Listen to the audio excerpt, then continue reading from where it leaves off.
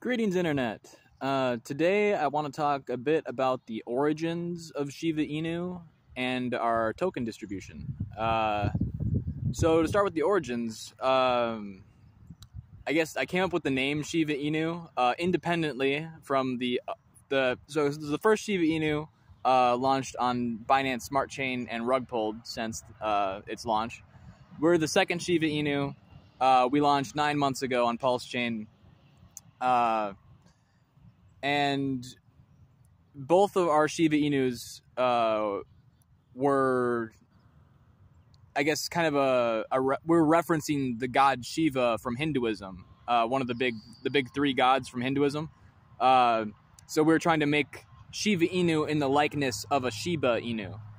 I mean, who would look at Shiva Inu and not think of the Hindu god Shiva? What else would you think of?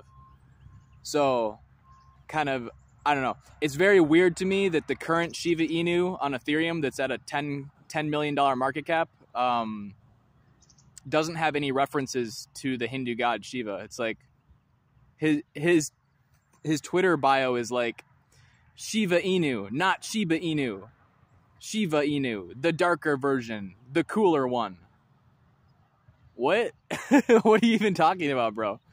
Like, clearly, Shiva Inu should be referencing Shiva, the destroyer. And in my project, Shiva Inu is the destroyer of Jeets, which is crypto slang for people that dump their whole bag emotionally. So our goal is to, in the long term, crush the Jeets by having number go up, as is, I think, everyone's goal. But it's a play on words because Shiva is considered the destroyer in Hinduism. And so to be the destroyer of Jeets specifically is pretty based, I would say. But yeah, I don't know. It's weird that, the two Shivas Inus that have cultural references to Shiva are like microcaps, and then the one that completely ignores any reference to Hinduism or Shiva, instantly $10 million market cap, but whatever. It just goes to show that, branding only gets you so far, and a lot of it is who you know and the money and the networks that you're connected to already. But regardless, Shiva Inu on Ethereum succeeding can only help our cause, because we're going to get more traffic to my YouTube channel by accident.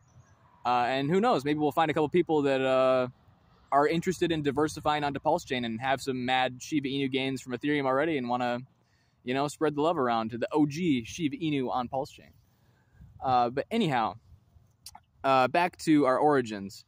So I initially sent... So I wanted to do a charity sacrifice, because at the time on PulseChain, everybody was doing these stupid fucking sacrifices. It's like, hey, send all your money to this address for freedom of whatever the fuck, no strings attached. And, maybe I'll give you a token eventually when PulseChain launches someday. So everyone fucking did it. And there's like a million communities that had these fucking sacrifices where they basically convinced the community to give up their hard-earned cash and give it to them before PulseChain was even live. And then, for the most part, launch projects that had nowhere near the liquidity that was given to them in the sacrifice value. And some of them didn't even bother to add any liquidity or support the price or the project after launching. It was just complete disaster, huge value extraction from the PulseChain network. And it was really getting on my nerves. I was like, a lot of this shit, I mean, like fucking Liquid Loans. Liquid Loans is a fork of Liquidity on Ethereum, which is basically like what DAI used to be back in the day when DAI was backed entirely by Ethereum. Now it's, a lot of centralized stablecoins like USDC and Tether and shit that it adds counterparty risk to what should be a decentralized, trustless stablecoin, which is no longer the case for DAI. So Liquidity is purely Ethereum-backed, an Ethereum-backed stablecoin. And Liquid Loans, all they did is fucking fork their code so it works on PulseChain and uses PulseChain instead of Ethereum for the currency. Not like that hard of a job, to be honest. And they raised $50 million fucking dollars for this project, for a forked project. And I'd have to double check, but I'd say there's probably less than $200,000 of value in the liquidity pools right now for that project. Disgusting. Like think about it. It like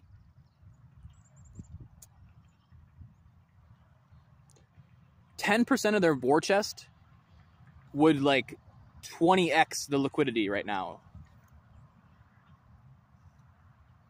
It's just pure grifters and disgusting bad actors. And so anyhow, that's one example. There was plenty that went down. I will say shout out to the poor pleb community though. I think he did a really good job with utilizing most of the money they raised to keep the LP nice and thick. Very responsible. But we didn't see that was not the norm. And so at the time I was pretty pissed off, and I wanted to launch my own project without raising any money from people, but I still wanted to get, I still wanted a way for people to prove their conviction in something, to get the initial supply of tokens. So what we did is had a charity sacrifice where I got 10 people to donate 50 USDC or DAI. I forget which. I think it was DAI. 50 DAI on PulseChain. So bridged, not P-DAI, but actual bridged over DAI on PulseChain. So worth real dollars, not fake. And have 10 people send 50 DAI over to the donation address, the official donation address of the Methuselah Foundation. So the Methuselah Foundation is a nonprofit longevity research organization, one that Aubrey de Grey recommended after their whole debacle with the SENS Foundation went down a couple years ago. Yeah, I'm not going to get into that's a long story right now, but long story short, I had 10 people, half of which were my friends and family. The other half were people that I had met on Telegram over the years and had invested in my previous project, Fuck It Bucket, on Binance.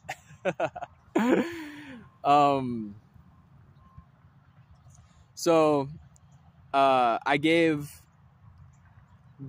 my 5 friends and family 2.5% of the total supply for sending $50 in, and then I gave the internet people 5%. So we distributed 25% of the supply to internet strangers, 12.5% of the supply to my friends and family, and then 12.5% of the supply to myself. And then I added liquidity with the remaining 50% of the tokens with, like, I forget if it was like $2 or $3 grand worth of PulseChain at the time. So yeah, we my friends and family, no one has sold yet. So there should still be quite a few addresses that hold 2.5% of the total supply. Those are 10.5 billion SHIV to be exact. Those are the origin addresses that received that 2.5% of the supply for sending 50 DAI to the Methuselah Foundation's official ETH donation address on the PulseChain network during our launch. So what you're really wanting to know is who still has their giant bags from the sacrifice, right? So of the internet people that I gave 25% of the supply to, 5% each, there's only one address that saved the bulk of their tokens. There's one wallet holder who's like balling right now. He's got 4.8% of the supply of Shiba Inu. And to put that in perspective, I have about 22%. But of that 22%, 20% of that, or 20% of the... Okay, I own 22% of the total supply of Shiba Inu. 20% of the total supply of Shiba Inu is locked for... 10% of it is locked for 3 months, and then the other 10% is locked for a year after that. So I only have 2.5% of the total supply of Shiba Inu liquid right now. Next biggest holder is 4.8%. Then it drops to like 3.5, and then there's a couple 3s, 2s, 1s, and the total number of holders that have between 2 billion SHIV and 20 billion, there's 25 holders total that have that amount, excluding my addresses. So we got about 25 holders that have an airdrop qualifying set of Shiba Inu on PulseChain. So for all my airdrops, you need 2 billion Shiba Inu on PulseChain to qualify, which is roughly 0.5% of the total supply. But we burnt we burnt 19% of the total supply of Shiba Inu. 15% of the total supply is in the LP right now on PulseChain, and 100% of our LP on PulseChain is burnt. But that will not be the case forever, because when my tokens unlock, I'm going to add them to the liquidity, all of them. So the liquidity is about to get a little more than twice as thick in the next like 1 year and 3 months, but that's assuming no buy pressure. If I can't get anybody to buy SHIV in the next 1 year and 3 months, that's a fail. But hypothetically, no buy pressure for the next 1 year and 3 months. The liquidity should be a little more than twice as thick by the time I finish adding all the SHIV. Yeah. So I put in, okay, so like in terms of like, you can see my main wallet ends in 7581. It's the contract creator wallet, and at one point it had the most tokens. I did have to sell to cover rent I had a really messy divorce recently, and lost my job and all sorts of shit. But I ended up having to sell some Shiba Inu because I was over leveraged. I was buying more Shiba Inu than I could afford to lose. Had to sell some to cover rent. I've since moved in with my parents, so I don't have any expenses right now. So yeah, no more worries there. I don't have any SHIV to sell. I don't have any liquid SHIV to sell anyway right now. But yeah. So when you subtract the 20% or the 19% of the supply that's burnt, we can only really ever have, like, assuming I have if I lose all my tokens to people buying them from LP over the years, we would have, like, at max 160 people that could qualify for these airdrops. And I might lower the airdrop requirement to 1 billion SHIV in the future if our market cap grows too much. But regardless, you know, it's super cheap right now, relatively speaking, to get your foot in the door for these future airdrops. And I know the value of these airdrops isn't crazy. For a lot of you, it's probably not even worth your time to claim if you're only making $50 from an airdrop if you're balling. But I think it's more so about teaching users about new networks they might not have otherwise known about, and potentially qualifying for airdrops from other projects. Because I made a lot of money. I made $30,000 in 2021 from the IMX airdrop. I made like 12 grand from the Uniswap airdrop.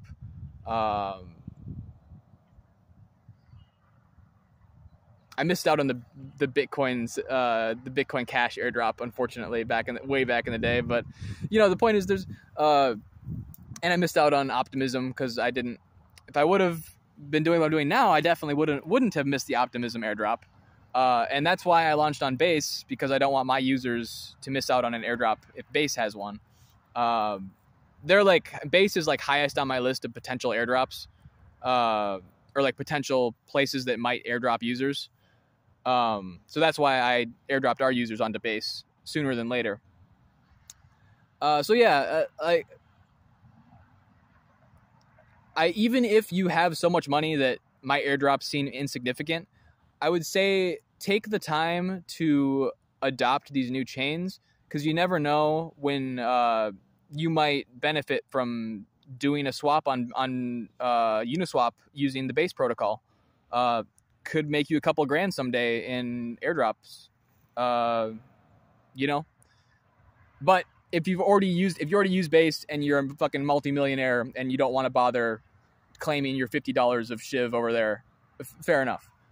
But I don't have any limits. Like I'm just sending tokens to addresses. There's no place you have to go to claim your tokens. they're just in your wallet already for holding. So, you know, maybe it's not worth your time to claim right now, but maybe in, you know, 5-10 years, ETH goes up another 10-20x and it becomes worth your time to claim. Who knows? I want to reiterate again, because not everyone watches all my videos. The liquidity on PulseChain SHIV is burnt, but the liquidity for these other airdrops like Base, Binance Smart Chain, ETHW, and Solana, I'm not burning the liquidity now. I will burn it if we pump, but I'm not burning it until we pump, because like these airdrops are mostly to reward holders, not so much to try and get like new users to buy on these new chains, at least for now. But that could change in the future. So I don't recommend selling all your tokens when you get these airdrops if you choose to sell. Keep a little bit, because I might decide to randomly pump some of these shittier Shiba Inus for fun one day, or somebody else might in the community. You really never know. You know, a bored millionaire might discover our YouTube channel one day and be like, oh, this guy made like 30 shitcoins for me to fuck around with. Sure, I'll play around. Why not? Lol. And at that point, then, if we get a 2 or a 3x in one of these other altcoins that I've made, I would burn like half the liquidity at that point to support the people's support. Okay, we're getting a little long here. So I wanted to talk about my origins and the origins of Shiba Inu, which was, we had a charity sacrifice to the Methuselah Foundation's ETH address. Most of the internet anons sold, except for one address that has 4.8% of the total supply of Shiba Inu. None of my family or friends have sold yet. Those are the 2.5% holder addresses. We got 25 holders total that are airdrop qualified, so they have more than 2 billion Shiba Inu on PulseChain. And yeah, I think that pretty much covers it. So our next airdrop will be in Ethereum mainnet in a couple months. And for now, I'm keeping my liquidity for that on Immutable ZK EVM, that chain. I'm providing liquidity on QuickSwap between IMX token and bridged in Ethereum. They have like a V3 version of Uniswap, so you can have, you know, very tight ranges for your liquidity, which is useful for maximizing your fees. Anyway, I'm rambling. I'm going to go. Yeah, cheers, Shiba Inu holders. It's going to get a little less busy. I'm still going to try and upload pretty consistently to try and market our shitcoin for us. But it's in terms of airdrops, we're not going to be anywhere near as busy as we were. I will. So this summer, I'm going to be getting all the airdrops ready. So I'm going to mint tokens, Shiba Inu tokens, on as many chains as I can get my grubby little hands on this summer, so that when I'm in school and working part-time and super busy in the fall, I'll be able to really just have all our airdrops good to go, and I won't have to do much technical work to perform the airdrops, because I'll be too busy learning and working. Yeah. Okay. That covers it for real this time. Cheers, guys. Have a good day.